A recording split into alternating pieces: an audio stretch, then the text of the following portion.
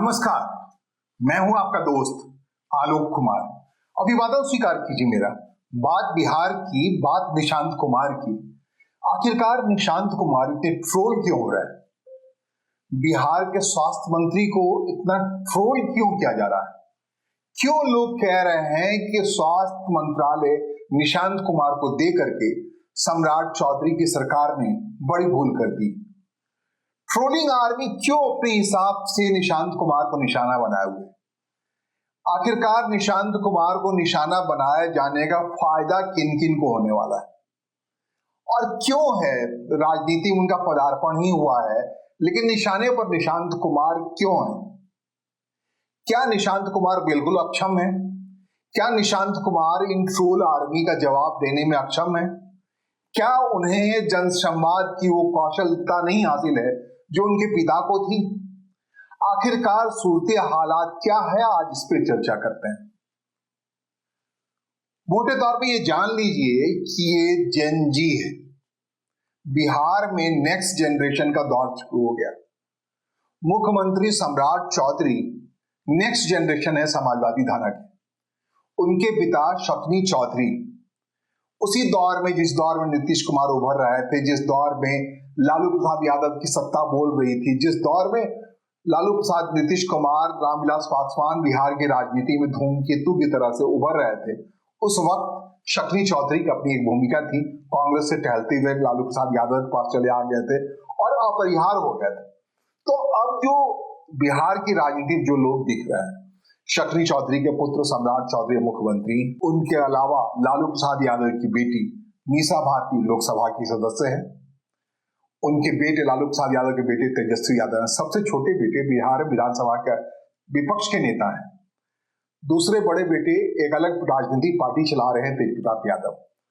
और तीसरे जो सबसे बड़े थे लालू प्रसाद और नीतीश कुमार के बीच में, रामविलास पासवान, उनके बेटे चिराग पासवान अपने हिसाब से राजनीतिक पार्टी चला रहे हैं, केंद्रीय मंत्रिमंडल में शामिल हैं।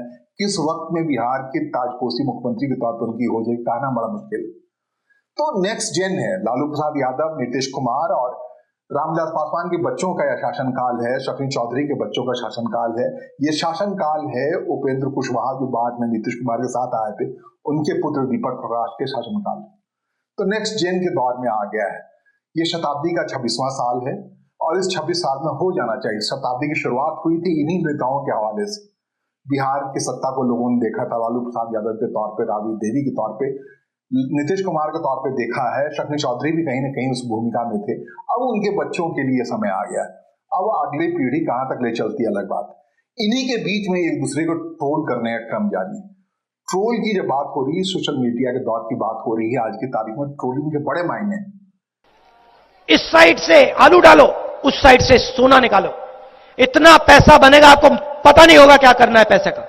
राहुल गांधी इसकी मिसाल है। किस ढंग से ट्रोल आदमी ट्रोल करते करते आज की तारीख में एलओपी हैं, बहुत मुश्किल से जाकर संभले हैं। उनको पूरी भारत की यात्रा करनी पड़ी ये बताने के लिए वो पप्पू नहीं। ट्रोल आदमी ने लगभग साबित कर दिया था कि आलू डालू सोना निकले। अपने अपने हिसाब से हर वाक्यांश को, हर बातों को, हर चाल ढाल को राहुल गांधी को इस ढंग से घेरा गया ट्रोल आदमी के जरिए सोशल मीडिया पर, अलग अलग जगहों पर, कि हताश निराश राहुल गांधी अब जाके खड़े हुए हैं। अब जाके एलओपी के तौर पे खड़े हुए हैं, नैरेटिव गढ़ते हुए दिख रहे हैं और एक जिद्दी किस्म के बालक के तौर पे दिख रहे हैं।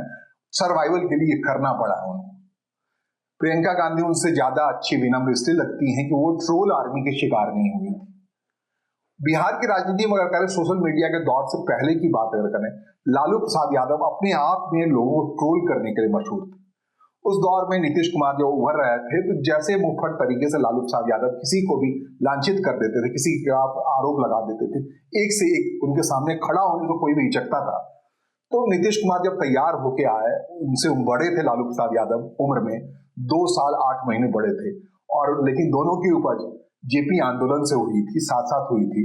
तो उसमें लालू प्रसाद यादव के खिलाफ खड़े होने के लिए नीतीश कुमार को काफी सोचना पड़ा। इस सहमे हुए अंदाज में निकल के आए कि न जाने कहां ट्रोल करवाते हैं, कहां किस भूमिका में ले आए, क्या करें। लालू प्रसाद यादव से लोग डरते थे इस बात को लेकर के, लेकिन काफी बुलंदी के साथ नीतीश कुमार काफी तैयारी के साथ आए और जनसंवाद में जब कौशलता हासिल की, उन्होंने कम्युनिकेशन स्किल डेवलप किया, तो लालू प्रसाद यादव की राजनीति का उन्होंने क्या किया, उसकी मिसाल बिहार है।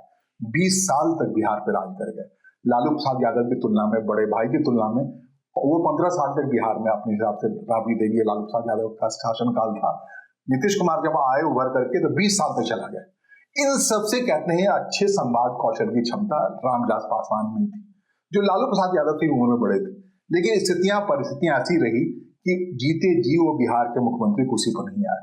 उनके लिए यही संतोषप्रद बात रही जाते जाते कि उनके पुत्र चिराग पासवान राजनीति में चले आए थे और दिखने लगा था कि राजनीति में भारतीय जनता पार्टी का उदय हो रहा है। उसमें अच्छे तरीके से चिराग पासवान पदस्थापित हो रहे हैं, उनकी पार्टी को बचाए हुए सब कुछ करते हुए चिराग पासवान एक अच्छे संवाद कौशल की स्थिति में। सबके बीच में जब लालू प्रसाद यादव के बच्चों की बात होगी, नीतीश कुमार के बच्चों की बात होगी, रामविलास पासवान के बच्चों की बात होगी, तो उनमें निशांत कुमार उम्र में सबसे बड़े। बिहार में आमतौर पे बेटियां भी पैर छूती हैं बड़ों का, ऐसा नहीं है देश के अन्य हिस्सों में जैसे माना है कि बेटियां पैर नहीं छूएंगी। तो उस लिहाज से निशांत कुमार जो सामने आएंगे तो मीसा भारती भी बड़े भाई निशांत कुमार का पैर छूएंगे। तेजस्वी यादव बहुत छोटे हैं, निशांत कुमार की उम्र 51 साल हो रखी है। 51 साल में वो राजनीति में पदार्पण खाए हैं। और इन सब की तुलना में जितने बच्चों हैं, जितने बच्चे की बात मैं कह रहा हूँ, सम्राट चौधरी को जोड़ के कह रहा हूँ, दीपक प्रकाश को जोड़ के कह रहा हूँ, मीसा भारती को जोड़ के कह रहा हूँ, तेजस्वी तेजप्रताप को जोड़ के कह रहा हूँ, अगर शैक्षणिक योग्यता की बात करें तो इन सब में सबसे ज्यादा शैक्षणिक योग्यता और पात्रता रखते हैं निशांत कुमार। और सौम्यता के मामले में इन सबसे ज्यादा सौम्य। तो क्या राजनीति सौम्य लोगों के लिए नहीं है? जिस हिसाब से उन्हें ट्रोल किया जा रहा है, उनकी सौम्यता को ही आधार बना किया जा रहा है। जिस आधार पर उनको ट्रोल किया जा रहा है, एकदम साफ दिखाया जा रहा है कि जन संवाद उनको आता ही नहीं। किसी को छोटे को भी सर सर कह देते हैं, जैसे तैसे कह देते हैं।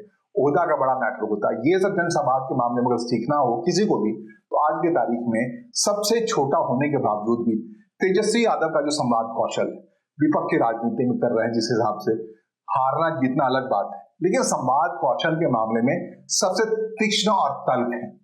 वो अपने बड़े भाई तेज प्रताप यादव से भी आगे निकल गए। तेज प्रताप यादव को भी स्थापित होने के लिए ट्रोल होना पड़ा। यही संवाद कौशल की निरीह क्षमता, कम क्षमता की वजह से उनको बड़ी मुश्किल से जाकर के निकलना पड़ा उस ध्रुव से, उस चक्कर से जहां ट्रोल आदमी ने उनको घेर रखा था। तो बड़ी मुश्किल से जाके एक जगह अपने किनारे हो लिए हैं। लेकिन सबसे तल्ख और तीक्ष्ण जो संवाद कौशल की क्षमता है, आज की तारीख में कहना होगा जो सबसे छोटे हैं इन नेताओं के संतानों में, तेजस्वी यादव 36 साल के हैं महज, और 36 साल की उम्र में जो काम कर रहे हैं 51 साल के, दूर दूर तक निशांत कुमार उनके सामने नहीं ठहरते। निशांत कुमार देर आए हैं राजनीति में। अगर उनको यहाँ के ठहरना है, ट्रोल आदमी से बचना है, तो उनको राहुल गांधी से सबक लेनी पड़ेगी। भारत यात्रा के तरीके पैदल मार्च करना पड़ेगा बिहार में जाकर के, संवाद कौशल में मजबूती लाना पड़ेगा, जातिगत समीकरण के तरीके से आगे बढ़ना पड़ेगा उस हिसाब से जैसे नीतीश कुमार बढ़ाए थे। तब वो कहेंगे जाएंगे वारिस हैं उत्तराधिकारी। यूं नहीं बनता कोई उत्तराधिकारी। बनने के लिए बहुत तप और तपस्या करनी पड़ती है। मिसाल है तेजस्वी यादव अपने हिसाब से सारे भाई बहनों से इसलिए आगे निकल गए, उन्होंने ट्रोल आर्मी को बहुत कुछ झेला है अपने हिसाब से। और सम्राट चौधरी तो लाजवाब है ही। आखिर जब मुख्यमंत्री कुर्सी तक आए तो जिस हिसाब से प्रशांत किशोर ने व्यवहार प्रतिवार किया, जिस ढंग से उनकी स्थिति कर दी, डावाडोल कर दी, सबसे ज्यादा दागदार बता दिया, उस सब के बीच में उम्र में सबसे ज्यादा बड़े हैं। 1968 की पैदाइश है, आज की तारीख में 58 साल के हैं।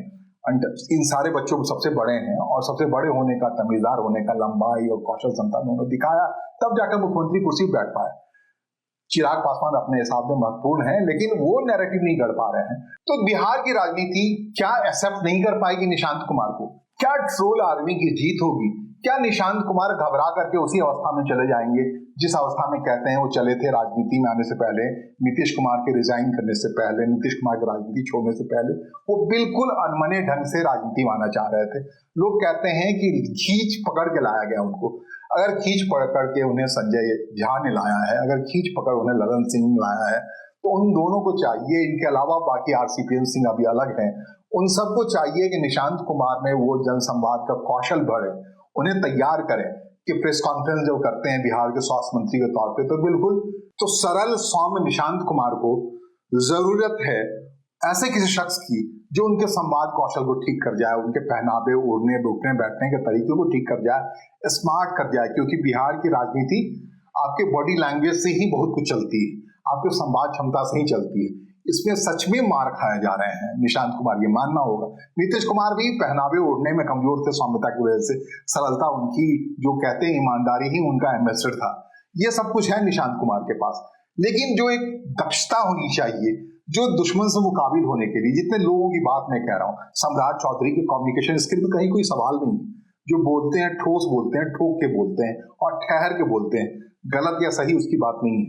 चिराग पासवान अपने हिसाब में जिस हिसाब से बीजेपी के दिग्गज से दिग्गज नेता नहीं बोल पाते हैं, धर्म के पैटर्न पे जाकर के उसी सांचे में जिस हिसाब से अपनी बातों को रखते हैं, चंदन टीका करते हैं जिस हिसाब से, वो बाकियों के बस की बात नहीं है। तेजस्वी यादव का नैरेटिव अपने आप में तल्ख दर तल्ख होता जा रहा है। आने वाले दिनों में सत्ता उनके पास आए या ना आए अलग सवाल है, लेकिन कोई नहीं कह सकता तेजस्वी यादव में संवाद कौशल की कोई कमी है। जिस मेहनत से राहुल गांधी ने खुद को तैयार किया है, अब जाके लगने लगा है कि हाँ, ये लंबे संघर्ष के बाद, 15 साल सफर तय करने के बाद, लगातार जब प्रधानमंत्री नरेंद्र मोदी कहते हैं कि राहुल गांधी जब तक हैं विपक्ष के नेता के तौर पे, तो उनको वो लोग वोट देते रहेंगे। अब वो आने वाले दिनों वो शायद हालत ना हो। राहुल गांधी ने खुद को बहुत दक्ष किया, बहुत मजबूत किया, तो इस पैटर्न पे चलते हुए निशांत कुमार को भी दक्ष करना होगा, समझना होगा, क्योंकि निशांत कुमार को जितना ट्रोल किया जा रहा है, आखिरकार इसका दर्द बुजुर्ग नीतीश कुमार को ही झेलना पड़ रहा होगा। जो कुछ देख रहे हैं, नहीं ऐसा नहीं है, जो कुछ चर्चा में आ रहा है, आचार विचार, उठने बैठने के तौर तरीके को लेकर के, आखिरकार आप कैबिनेट मंत्री हैं, आपके बारे में ये सिलसिला चल पड़ा था कि आप जनता दल यूनाइटेड के अध्यक्ष बनेंगे, आपके बारे में ये सिलसिला चल पड़ा था कि उप मुख्यमंत्री बनेंगे। तो इस सब के लिए काबिलियत हासिल करनी पड़ेगी, और इस काबिलियत के लिए आपको अच्छे सलाहकार मंडल के बीच रहना पड़ेगा। नीतीश कुमार का सलाहकार मंडल भी, जो भूजा पार्टी कहते हैं, अपने हिसाब से बिहार को चलाने वाला बड़ी ताकतवर कोटरी थी, उस कोटरी को चारों तरफ घेरना पड़ेगा निशांत कुमार को एक ब्रांड बनाने के लिए। आने वाले दिनों में बिहार की राजनीति निशांत कुमार के अनुकूल हो पाती है या उनको आखिरकार छोड़ के चला जाना पड़ता है, ये देखना होगा। बड़ा दिलचस्प मोड़ पे है निशांत कुमार के लिहाज से। एक इंजीनियर के साथ ऐसा व्यवहार नहीं होना चाहिए, मेरा खुद का मानना है। फिलहाल मुझे सुनने और समझने के लिए आपका आभार। नमस्कार, धन्यवाद।